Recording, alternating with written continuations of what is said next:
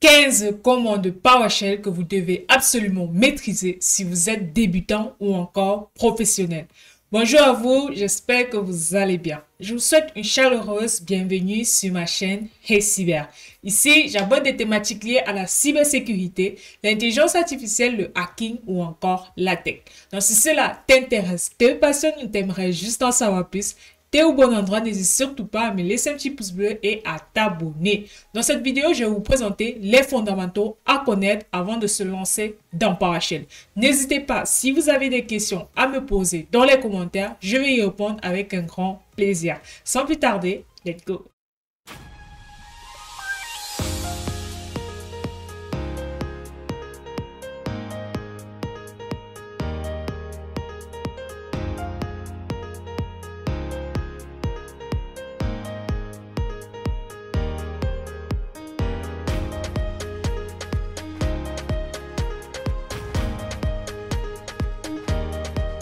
Pour ceux qui ne savent pas c'est quoi PowerShell, en fait, PowerShell, c'est un outil d'automatisation développé notamment par Microsoft qui permet aux personnes d'automatiser les tâches. Vous voyez? Et dans cette vidéo, je vais vous présenter les commandes que vous devez savoir. Pour ouvrir PowerShell, en fait, c'est très simple. Vous vous rendez là, dans votre barre de recherche et vous tapez juste PowerShell. Vous voyez? Et là, vous exécutez en tant qu'administrateur et puis c'est bon, c'est lancé automatiquement. Avant de commencer, bien évidemment, n'hésitez pas à liker la vidéo et à vous abonner pour plus de contenu. La première commande qu'on va voir, c'est get. On va faire un get-ps drive. Voilà. En fait, cette commande permet de faire quoi? Ça permet d'afficher les différents lecteurs qui sont présents sur votre PC, que ce soit les lecteurs de fichiers, les différentes variables ou encore les informations qui y sont associées. Donc, on fait ça, on fait entrer. Voilà. Donc, vous voyez bien que là, ça m'a affiché tous les lecteurs qui sont disponibles sur mon ordinateur. Maintenant, une fois c'est bon, si on va accéder par exemple à un lecteur bien spécifique, on va refaire la commande de get-ps-drive. Voilà, je retape ça. ps-drive et je vais faire -ps provider. Et je vais mettre le nom du lecteur que je souhaite accéder. Vous voyez, par exemple, ici, il y a le lecteur de fichiers et il y a d'autres lecteurs. Si, par exemple, je vais afficher, je vais accéder au lecteur de fichiers, je mets juste le nom de mon lecteur, File, System. Voilà, je clique sur Entrée. Et là, j'ai accès directement à mon lecteur de fichiers. Donc, il me dit les différentes capacités qu'il y a en termes de mémoire sur mon lecteur de fichiers. On va passer à une autre commande qui permet d'afficher la liste de tous les dossiers et les fichiers qui se trouvent dans un répertoire précisément. Ça veut dire de parcourir un répertoire. Donc, on va faire un get-child item. Voilà. On fait ça, on clique sur Entrée. Maintenant, si je vais quitter d'un répertoire à un autre, je fais un set location et je vais mettre le chemin d'accès du répertoire où j'aimerais y accéder. Maintenant, si je vais créer un nouveau fichier ou bien un répertoire, ce que je vais faire, en fait, c'est que je vais faire un new item. Voilà. Voilà. Je vais mettre new item, type item. Ça veut dire, je vais spécifier en fait le type de mon item. Vous voyez? Donc, je fais un item type. Voilà. Là, par exemple, je vais mettre directory. Et par la suite, je vais mettre path. Ça veut dire, je vais préciser le chemin où est-ce que je souhaite que mon item ou bien que mon fichier ou bien mon répertoire se situe. Vous voyez, je vais faire ça. Je vais mettre ici, là. Voilà. Et par la suite, je vais mettre le nom de mon item. Je vais par exemple créer tuto PowerShell. PowerShell. Voilà. Donc, on voit que ça a créé un nouveau répertoire, enfin un nouveau fichier dans mon répertoire users et tout. Donc faites gaffe un peu au niveau des tirets, parce que si vous ne mettez pas convenablement les tirets lorsque vous faites votre commande, cela risque de ne pas fonctionner. Du coup, pour créer un nouveau fichier ou bien un répertoire, vous faites juste la commande new item, item type, vous décidez si c'est un répertoire ou un fichier que vous souhaitez créer, vous mettez la direction où vous voulez qu'il soit, bien évidemment, et par la suite, name. Voilà, et vous nommez votre fichier ou votre répertoire. Donc, faites gaffe aussi à mettre bien -name et vous spécifiez convenablement. Ce qu'on peut faire, c'est qu'on peut vérifier si le dossier a bien été créé. Donc, on va se rendre dans ce répertoire-ci qu'on a spécifié. Donc, je pars dans mon système de fichiers. Je me rends dans C, Windows, utilisateur. Voilà. Et vous voyez que là, la partie tuto, le dossier tuto PowerShell a bien été implémenté. Voilà. Donc, si on veut créer un nouveau fichier, là, par exemple, on a créé un dossier. Si on veut créer un nouveau fichier, c'est pareil. On va faire un new. Voilà, -item. Voilà. Item type. Or, la différence ici, c'est que au lieu de mettre directory, ici, on va mettre file plutôt pour un fichier. Voilà. -path. On maintient le path. Donc, c'est 2 points. Pourquoi je me casse la tête? Je vais recopier ça. Je vais faire un CTRL-C. Je viens là. Et je fais un CTRL-V. Et par exemple, le fichier, je vais l'appeler au lieu de tuto PowerShell, je vais l'appeler PowerShell. Je vais l'appeler PowerShell.txt. Je mets l'extension .txt. Donc ici, en fait, c'est la commande pour créer un nouveau fichier. Contrairement au dossier où on met directory, le fichier, on met file. Vous pouvez voir que cela a convenablement bien créé notre fichier PowerShell.txt, sauf qu'il n'y a rien dedans. Donc, si je veux mettre quelque chose à l'intérieur, je fais ça, je vais faire un -value. Et je vais mettre un test, par exemple, cette vidéo est un tuto sur PowerShell. Maintenant, on peut partir voir si le fichier vidéo-web.txt a bien été créé. Donc, je vais venir là. Voilà. Je reviens ici. Alors, c'était dans utilisateur. Voilà. Et là, normalement, on peut voir notre fichier vidéo. Voilà. Il est juste là. Ouais. Donc, il a bien été créé. Et à l'intérieur, on a notre phrase qu'on a écrite. Maintenant, si on veut modifier, par exemple, le contenu du fichier, on va faire un set-content. Voilà. Et je vais mettre le path où se trouve le fichier. Voilà. -path. Voilà. Voilà, je fais ça. Je vais mettre...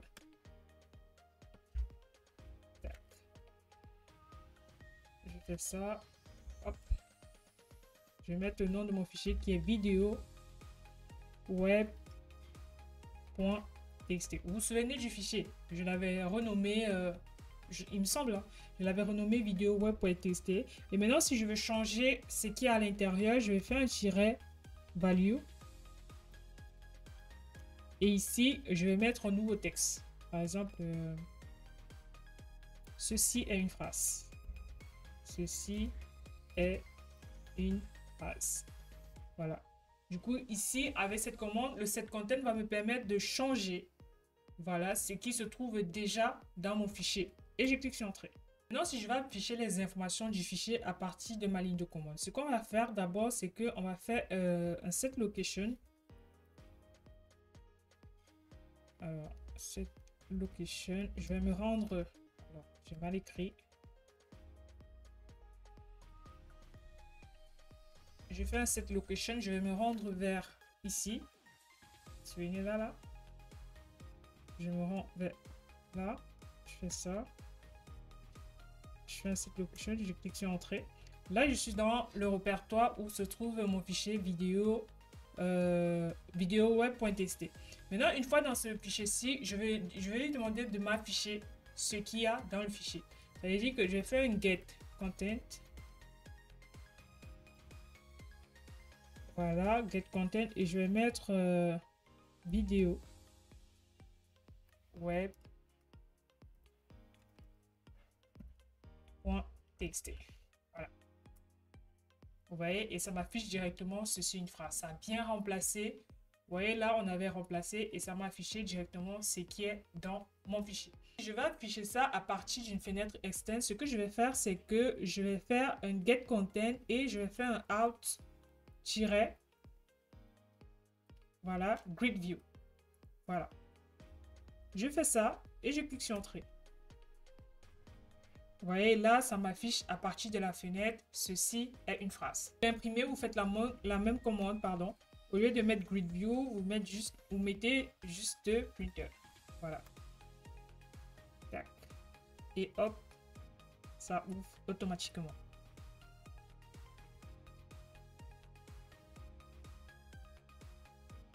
Une fois c'est bon, maintenant si on veut renommer le fichier, on va faire un rename. Alors, je vais faire un rename-item. Je vais faire path. Je vais mettre ce chemin d'accès. Je copie ça. Voilà, je fais ça. Je viens là, je colle. Voilà. Je fais ça. Je vais copier ça. Voilà, je fais ça. Alors, le fichier que je vais renommer, c'est vidéo web.txt. Ouais. Maintenant, si je vais renommer ça, je prends ça, je fais tirer new name et je nomme le nouveau nom du fichier. C'est-à-dire que le nouveau nom, je vais l'appeler vidéo 1. Bon, je vais faire un ls de mon répertoire et vous voyez bien que ça a renommé mon fichier. Il n'y a plus vidéo web, ça a mis vidéo.1. Donc, ça a bien et bien renommé le fichier. Maintenant, si on veut copier ou déplacer un fichier, ça veut dire que si je veux par exemple déplacer ce fichier-ci vers un autre répertoire par exemple, ça veut dire que je vais faire un copie. Alors, je vais faire un copie item. Voilà, je vais mettre le répertoire actuel où se trouve mon fichier. Donc, c'est celui-ci. Je fais un copier.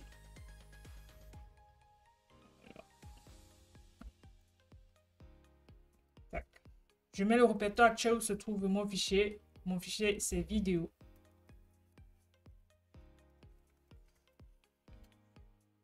Je vais copier ça.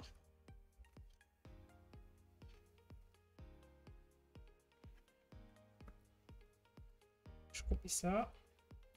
Vidéo. TST.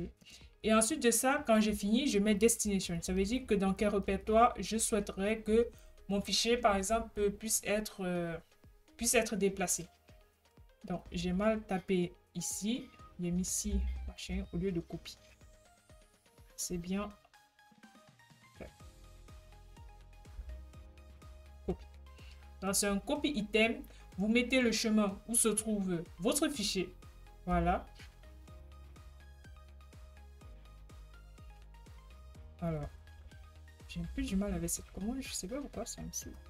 Voilà. Vous mettez le chemin où se trouve votre fichier. Vous mettez ici le nom de votre fichier en question. Et par la suite, vous mettez la destination. Vous entrez le chemin d'accès. Où est-ce que vous souhaiterez mettre ça en termes de destination. Vous voyez? Alors là, par contre, j'ai changé de répertoire. J'ai mis plutôt dans public et je clique sur entrée. Voilà. Donc, ça a bien déplacé mon fichier vidéo 1 vers mon répertoire C user. Enfin, mon fichier vidéo 1 qui était dans le répertoire C vers le répertoire public. Là, maintenant, si on se rend sur notre répertoire de fichiers, on peut bien voir que le fichier vidéo.1 est bien dans le répertoire. Vous voyez, il est bien dans le répertoire public. Contrairement à tout à l'heure où il était dans le répertoire 3307, tout ça. Maintenant, on a fini de copier. Maintenant, si on veut déplacer, en fait, c'est pareil. Hein. C'est la commande qui change juste, c'est move item. Vous voyez, au lieu d'écrire copy item, on va juste faire un move item. Voilà. Et on copie tout ça là. Bon, je vais en copier de ça. Vous voyez. En fait, ça veut dire quoi? Ça veut dire que vous faites un move item. Vous mettez le chemin où est-ce que se trouve votre fichier. Voilà. Le chemin de base, où est-ce que se trouve le fichier, comme d'habitude, et le chemin de destination. Une fois c'est bon, si je vais afficher par exemple la liste des process ou des services, je fais juste un get-process pour afficher la liste des process. Je clique sur entrée, vous voyez qu'il y a énormément de process qui sont activés. Si je vais afficher la liste des services, c'est pareil, je fais un get-service. Voilà, ça me met qu'il y a énormément de process et de services qui sont qui sont sur ma machine. Maintenant, si je veux par exemple stopper un process, je refais mon get. Alors, je vais faire un clear déjà. Voilà. Je refais mon get-process. On va afficher la liste des process. Si je veux par exemple stopper un process, vous voyez, ça veut dire que je veux plus qu'un process puisse fonctionner. Donc, je vais faire un stop-process name et je vais mettre le nom du process que j'aimerais stopper. Si je veux par exemple stopper le process, je prends n'importe quoi. Un, c'est onSecApp. Pardon. Donc, si je veux stopper ce process-ci, pardon, onSecApp, je tape stop process-name et je mets le nom de mon process. Vous voyez, c'est archi simple, c'est vraiment simple. Maintenant, si on veut supprimer un fichier ou un répertoire, on va faire la commande remove-item et mettre le chemin d'emplacement du fichier. Donc, ça veut dire que je fais ça. Hop, je viens là, je mets le chemin. Voilà. Alors, il est dans public. Voilà. Et je vais mettre le nom de notre fichier qui est vidéo 1. Et on va mettre vidéo 1. Vous voyez? Ensuite, je clique sur Entrée. Voilà. Donc, ça veut dire que là, ça a définitivement supprimé notre fichier vidéo 1. Maintenant, si on va afficher, par exemple, la liste de toutes les commandes qu'on a déjà eu à taper, c'est simple. On fait un get-commande.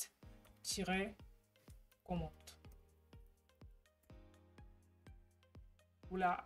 Vous voyez qu'il y en a énormément de commandes qui sont utilisées sur PowerShell. Énormément. Non, la commande fatidique, c'est celle qui permet de scanner votre ordinateur et détecter des malwares, des virus en gros. Donc, pour le faire, on va faire, déjà, je vais faire un clair. Voilà, je vais faire un clair. Je vais faire un stat. Alors, mpscan. Je lui demande de scanner. En fait, mpscan, ça veut dire que je lui demande de scanner mon PC. Alors, je fais un scan type. Voilà. Ah, j'ai mal écrit. Je m'en fais bien. Je fais un scan. Voilà, je fais scan. En fait, j'utilise scan rapidement parce que après il n'y a pas le temps. Et ici, je vais mettre le répertoire. Là, j'ai spécifié le répertoire. Voilà. Et là, c'est en train d'essayer de scanner. Vu qu'il n'y a pas trop de virus sur mon PC, donc c'est nickel. 0 sur 1 terminé. Cette opération peut prendre quelques minutes selon le type d'analyse. Donc, ça peut mettre un peu de temps selon votre PC et selon si vous avez des malwares dessus ou pas. Voilà. Nous arrivons au thème de notre vidéo. J'espère que celle-ci vous a été instructive. Si vous avez des questions, s'il vous plaît, notifiez-moi dans les commentaires. Voilà, je vais y répondre avec un grand plaisir. Merci et à très bientôt pour une nouvelle vidéo sur SEO.